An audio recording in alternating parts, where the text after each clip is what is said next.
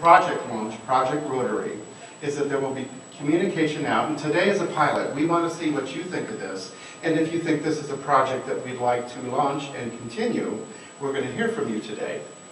So a club designer is an individual or group of individuals from one or more clubs. And these individuals will get together and they will have assignments for 3 different works.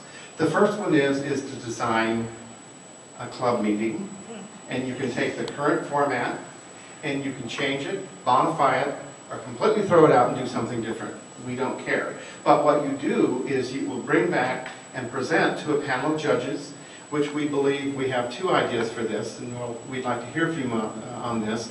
The judges will decide who has the most innovative, creative, or attractive meeting agenda proposal or design, and they will advance in the competition.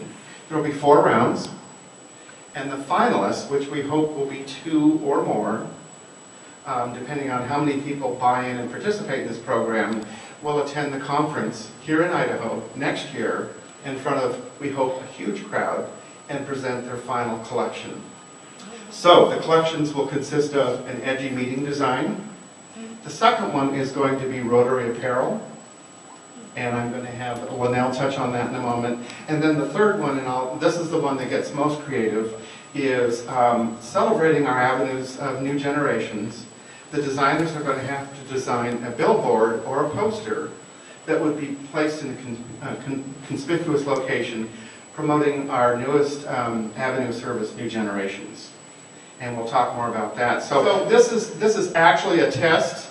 I'll again share with you, we wanted to launch this as a full-blown show, and I had some very sage advice saying, this is new, this is different, this could be a lot bigger than one event. Why don't you make the most of it? Get some people in here, creative juices going, talk about it, and we're going to take your thoughts and feedback to the drawing board. And if you think this is something you'd like to do, we think you would, we're going to launch this.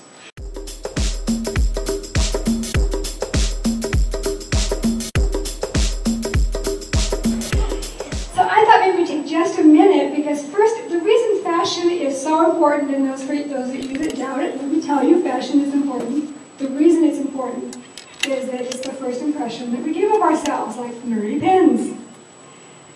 So what was your first impression? Think back, you love Rotary now or you wouldn't be here considering a fashion show. Think back to the first time you walked into a Rotary room. What got you in there? What was your first impression? What did you see? Anybody remember when you first walked in and what it was that caught your attention?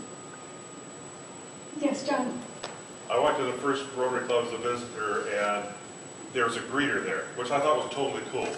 He's about 6'8", and he had a plaid jacket on. It looked terrible. But they were all having a good time. Good time.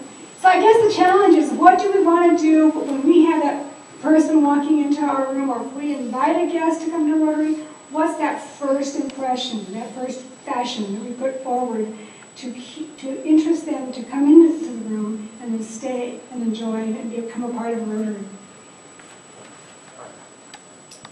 Thanks, Linnell. Our ideas here go beyond that. So when we say Rotary fashion, and we're talking about badges or accessories, let's think about messaging. So again, when someone walks into a room, and let's move it to another environment, and it is itself the environment. So you walk into a room, or let's take a home. How do you present this environment that's inviting? How does it say, welcome, be comfortable, relax, this is where you belong? And that can be part of Rotary fashion. It isn't just garments, it's just not things that we adorn, but it can be beyond that. It's an experience or it's an environment. Talking about, say, the room setup. That's right. That's right. What's on the walls? What's the lighting? It's a perfect example. I have a club that I work with, and I was amazed my first year as assistant governor, and I walked in and they just had rows of benches. And they changed, the president the second year changed it, the same tables, but they moved it. It was in seating of 4 to 6. And it changed the experience that I thought was the most powerful thing they could have possibly done. So in this Project Rotary, the designers can take a look at any model of a meeting and take any component of it and mix it up. We had a comment back here.